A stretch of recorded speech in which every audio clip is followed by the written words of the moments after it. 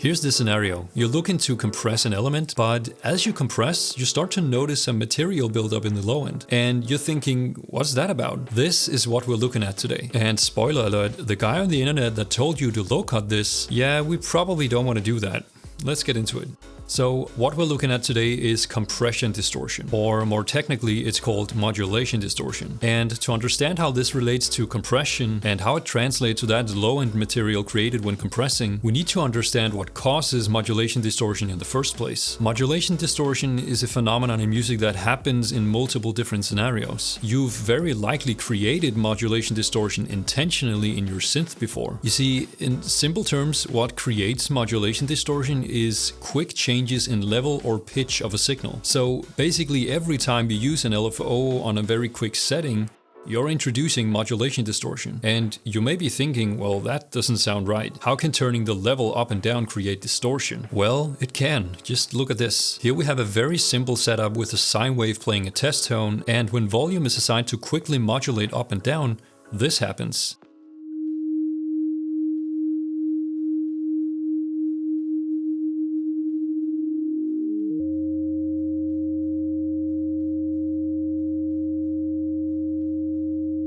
The key thing to understand here is, if the change in the signal is fast enough, it will likely cause modulation distortion. To translate this to a very known example in electronic music, let's look at what volume shaping does to the signal. Because according to what we just found, modulation distortion can be induced simply by making very quick changes to audio levels, which is basically what we're doing with volume automation. So let's see what volume shaping is doing.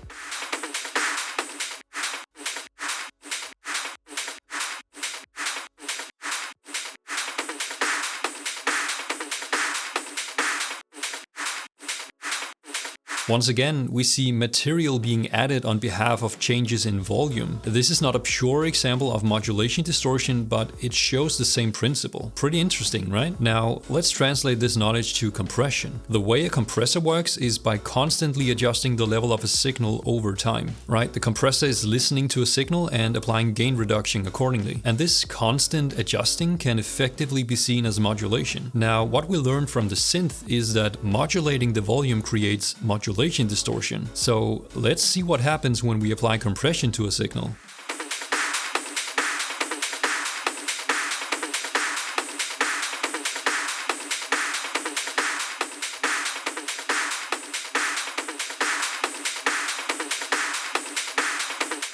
As we can see, modulation distortion happens with compression, and we get all this low-end material dynamically showing up in the low end according to the applied compression. This is very conservative compression settings and very realistic to this situation as well, but it's still showing a lot of artifact buildup in the low end. So what do we do with this? Is this something we should worry about? Do we cut it out with a low cut, or do we just leave it? Well, I'm gonna say what you don't want to hear, and that is, it depends. This doesn't necessarily cause any problems. For the most part, this is happening at such low levels that is inaudible and imperceivable in a mixing sense too. The biggest worry to this is that it will take up space in the mix or rob you of precious headroom and loudness. Well, let me show you how much or how little impact this actually has. Hey guys, real quick, I'm gonna ask for a small favor. I am fully committed to keep sharing my knowledge with you with these videos, and if you share my enthusiasm for hardstyle, I would really appreciate it if you would hit that like button and also comment down below so that the YouTube algorithm can get this out to the people with our shared interest. Thank you so much, and back to the video.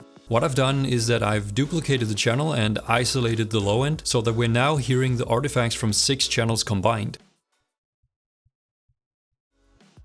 It is completely imperceivable. To push it to the audible range, we have to apply 24 dB of gain to each of the channels, and even then it's still sitting at a very low level.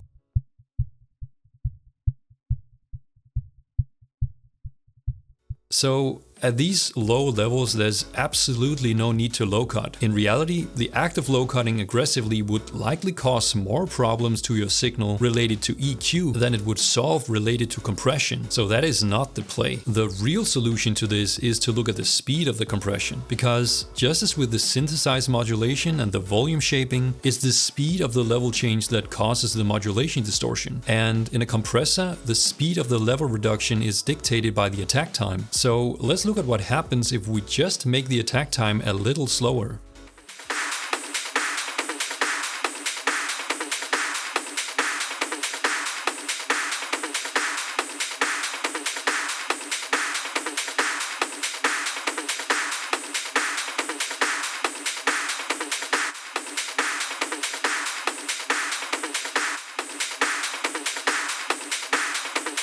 And as expected, with slower attack times, the modulation distortion dramatically decreases. Modulation distortion technically always happens to a degree when using compression, but it's almost non-existent with slower compression. So very clearly, modulation distortion is related to quick changes in volume. And if we want to minimize it with compression, the best way to do so is by adjusting the attack and release settings. That's going to be much less destructive than low cutting with an EQ. This is a subject that's much deeper than what I've shown here. And in my upcoming masterclass, we're looking more into causes and solutions. Alright guys, that's all for this video. Thank you so much for watching. I'll see you next time. Bye.